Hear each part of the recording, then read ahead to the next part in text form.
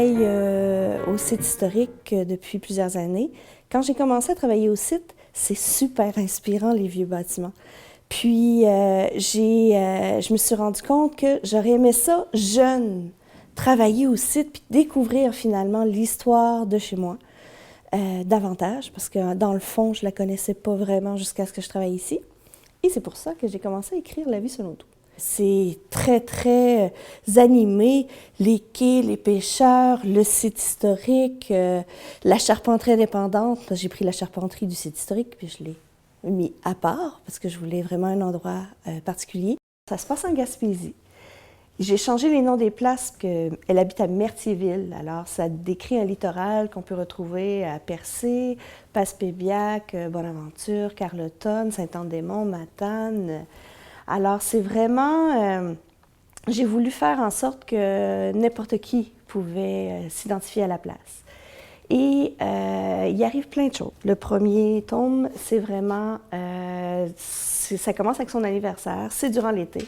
Alors, c'est un été à la Doux Monroe. Je parle du divorce, je parle des relations parents-enfants, je parle des relations avec les grands-parents. Puis, dans le tome 2, ben, on parle des familles recomposées, on parle aussi des difficultés à l'école. Terminer la journée par un cours d'éducation physique, c'est comme se couper les mains volontairement et s'amuser à sauter sur la tête. C'est impossible à vivre sans hurler de rage ou de douleur. Je suis une intello. J'aime bouger et me divertir, mais les cours d'éducation physique sont une véritable horreur pour moi. Au départ, j'écrivais pour le plaisir, pour passer le temps, parce que j'étais souvent à l'hôpital, surtout à 13-14 ans. Puis quand ils ont découvert à 14 ans que j'avais une déviation de la colonne vertébrale, une scoliose, ben, ils m'ont opéré fin août, fait que j'ai été obligée de rester à la maison pendant les premiers mois d'école. Ben, tout l'automne, dans le fond, jusqu'au mois de décembre. Puis, c'est là que fallait que je fasse quelque chose pour passer le temps chez moi, là. On s'entend, c'était en 1990, fait que ordinateur, Internet, tout ça, là, c'était même pas une option dans ma maison, puis c'était pas très connu en 1990 non plus. Alors, je me suis mise à écrire pour le plaisir. Je lisais déjà beaucoup. Puis, j'écrivais de la romance au début. Après ça, j'ai écrit du fantastique. Tu as des manuscrits qui traînent dans ta chambre et tout de suite après, tu es tombée à Doux? C'est ça? Oui, c'est mon premier essai. OK. Là, présentement, c'est différent parce que là, j'ai comme délaissé un peu les séries jeunesse. Puis tu t'en vas dans quoi? Là, c'est sûr que Doux, c'est mon premier essai littéraire contemporain jeunesse. Puis c'est bien, mais j'aime énormément écrire pour les adultes. Ce qui marchait beaucoup en ce moment, c'est de la romance, érotisme, humour. Amélie Dubois a vraiment mis sur le marché, elle a vraiment remis un peu sur le marché le genre chick lit. Alors, j'ai dit, c'est ce que j'aimais faire avant. Mais qu'est-ce que le genre chick lit? Chick lit, c'est au niveau littéraire, c'est de la romance, c'est contemporain.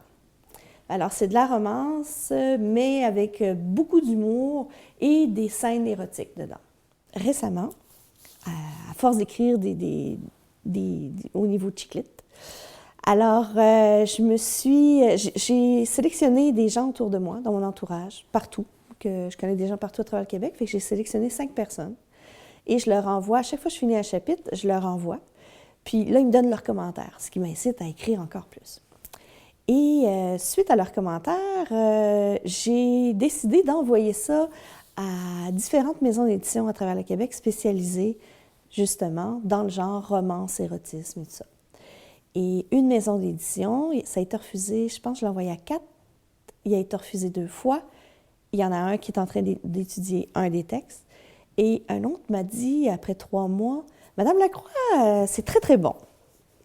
On aime beaucoup, beaucoup. Mais par contre, si vous êtes prête à faire ce travail-là, on va le réévaluer.